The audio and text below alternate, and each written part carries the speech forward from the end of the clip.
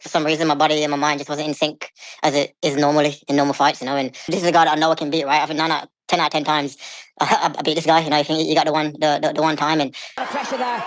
Now he's got the other hand. This will be done. There it is. Wow, Brady. Today, I'll be giving you guys the biggest fights I think the UFC should make after UFC London. Let's start with the loser of Kevin Holland versus Gunnar Nelson. Gunnar Nelson should face, I don't know what the hell this guy's got going on. Kevin Jousset, he's also coming off of about 2 losses, I want to say. He's not ranked, but he's kind of right outside that welterweight rankings. He's decent, it'd be a decent fight, I guess. Give him Kevin Jousset, I guess. Honestly, I don't know. I don't really know what to do with Gunnar Nelson, but yeah, give him someone like that. Kevin Jousset, let's just say. Kevin Holland got a performance bonus of the night, even though he's like a millionaire. I don't know if he's a millionaire, but why is he getting performance bonuses when you have Chris Duncan on this card, who's literally makes pennies? Nathaniel Wood, who beat Morgan Charrier, makes pennies. Yeah, but we got to give it to Kevin Holland, right? Like, he's already not rich enough. Kevin Holland, it took me time to really think about this one because he's in a really tricky spot. He is this guy who just comes in, wins 1, loses 1, wins 1, loses 2, wins 2, loses 3. He's really just very inconsistent. But if he's gonna stay at welterweight, fuck it, give him Oban Elliott. Give him Oban Elliott. Oban Elliott is coming off of 2 wins, a knockout in his last fight as well. Good fighter, good striker as well. So it won't be a grappling match. And I think Oban Elliott does a good job of promoting himself. He's a good trash talker, and it would be a fun fight. And it's a big name for Oban Elliott. I think he could beat Kevin Holland. I think it's winnable for Kevin Holland as well. So Oban Elliott, Kevin Holland would be really fun, I think. Other than that, what the hell do you do with Kevin Holland, right? Like, I don't think that's a bad idea. Oban Elliott, Kevin Holland, sometime, I guess maybe June, right? Around there. I know that's a bit of a wait for Oban Elliott. He's looking to come and fight soon.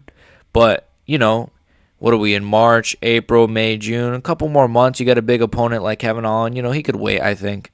Let's move on to light heavyweight. This big light heavyweight bout that was just so awesome. This fight was a fight of the year contender, honestly. One of the best fights I've ever fucking seen. Yan versus Olberg. I hated this fight, and I hate Carlos Olberg. But we'll start with the loser, which was Jan Blachowicz. This one took me a while to think about as well because I'm like, light heavyweight's in a weird spot, right? I was initially going to say, let's do Yan versus the winner of Hill and Roundtree. But then why would he get somebody? I think the winner of Hill and Roundtree maybe could get like, I don't even know, honestly. That's a whole. We'll worry about Jan Blachowicz. I think Jan Blachowicz should fight the winner of Nikita Krylov and Dominic Reyes. Dominic Reyes, Nikita Krylov, they're fighting literally 3/14, which is literally like 2 weeks from now. Winnable fight for both of those guys if they were to face Yan. Winnable fight for Yan as well. But yeah, that's what I would do with Jan Blachowicz. Have him face the winner of Krylov and Reyes. Moving on to this fucking bum, ugly, clapped hairline, disgusting fighter, just boring point fighter, piece of shit. Hopefully he gets hit by a bus. Oh my god. There's so much I want to say, but I can't because I'll get thrown off of this platform. Carlos Olberg. Feed him to Yuri Prochazka. Give him to Yuri Prochazka. Let's feed the monster that is Yuri. Yuri will knock this bum out. He'll send him right back to New Zealand where he belongs. And hopefully he stays there and never leaves his house again. Carlos Olberg, Yuri Prochazka. I need it. I'm seething for it. Okay? I need to see Olberg get flatline KO'd by the Chad Yuri. Okay? Olberg is dog shit, right? In all seriousness, this guy is 34 years old. And he's the up-and-coming prospect of light heavyweight. 34, up-and-coming prospect. His best win, his most impressive finish is against Alonzo Menifield. Volkan Ozdemir, he borderline took to a fucking split decision. Then Jan Blachowicz, I thought he lost the fight against Jan Blachowicz, but, whatever, who cares, right? It was boring from both guys, but still, like, Jan Blachowicz, whatever, man. Fuck this sport. Olberg should fight Yuri Prochazka, And then, yeah, the winner of that could get a title shot. I think that's fair. That's fair. The winner of that could get a title shot. Hopefully, I'm praying Oldberg gets flatline, head kick, spinning elbowed, KO'd, and is forced to retire because of his injuries. Let's move on to the main event. I want to fight Belal for the title. Yeah, I want a rematch. I want to fight Belal. Leon Edwards, you're cooked, buddy. So we'll start with the loser, obviously, of Edwards Brady. We'll start with Edwards. Oh, my God. I told you guys Brady was going to win. I told you guys Brady was going to dominate this bum because Edwards is a bum. That's what he is. He's terrible. And Leon Edwards honestly should retire and really, he has no options, in my opinion. First of all, a lot of guys are booked. JDM is booked, obviously, against Belal. Shavkat, I don't really think he would want to fight Edwards because he's Shavkat. He's a pussy. Buckley shouldn't fight Edwards either. Honestly, we'll get to Buckley. Spoiler alert. And obviously, Brady just beat him. It just doesn't make sense, realistically. What, do you want to see Edwards Usman? I mean, like, really, who is there for Edwards? So, if it's not retirement, Leon Edwards should fight the guy that is going to apparently return this year, Jorge Gamebred Masvidal.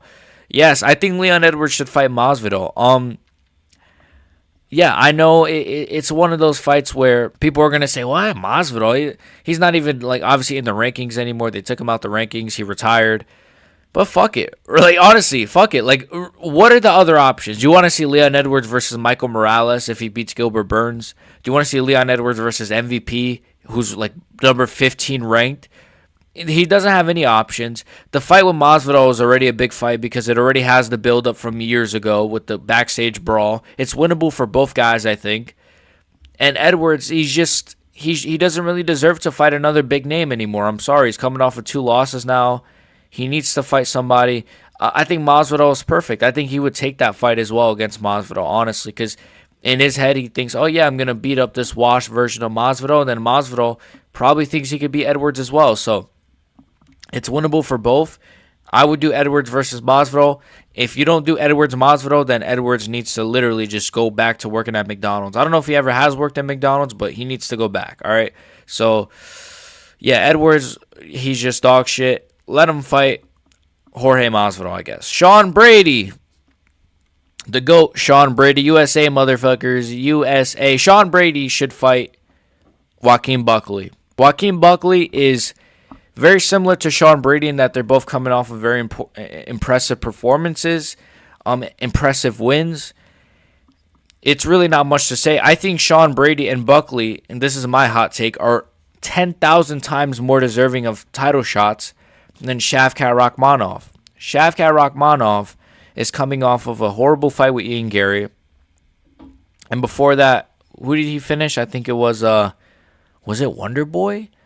No, Jeff Neal? Who was it that he finished? No. Or was it was it Wonder Boy, Jeff Neal? Neil Magny was it?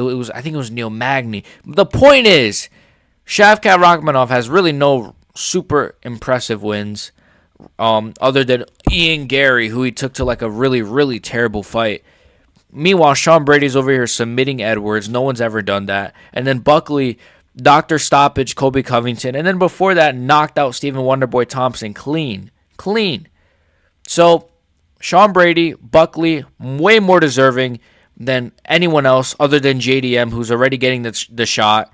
So, they should fight each other. And then the winner of that should 1,000% be locked in for the next title shot. 1,000%. And then you might say, well, what about Shavkat? Shavkat can go pick his butthole out in fucking Kazakhstan or wherever he's from. Sorry, but I don't really care for Shavkat. He keeps getting injured. He fights once a year. Oh, boo-hoo. Go tense your fucking ACL, buddy. Honestly, what to do with Shavkat, I have no idea. Maybe Shavkat could face the loser of JDM Belal. Maybe Shavkat could... I don't know, man. Maybe Shavkat could fight Kamaru Usman. He's never coming back. Honestly, let's just get this division moving. I'm not trying to wait for Shavkat or Usman. Let's just do Sean Brady versus Joaquin Buckley. Let's fucking go. That's a great fight, honestly. Winnable for both guys as well. I would love to see it. 2 up-and-coming prospects as well. It's not like it's not an Usman in there. or no, it's 2 young up-and-coming prospects clashing. I would love to see that fight, man. So that's about it. Those are the biggest fights to make after UFC London. It was a terrible card, but there's still big enough names on here for me to do this video. So make sure you guys like and sub, become a member in the description. Love you guys. See you guys. Peace.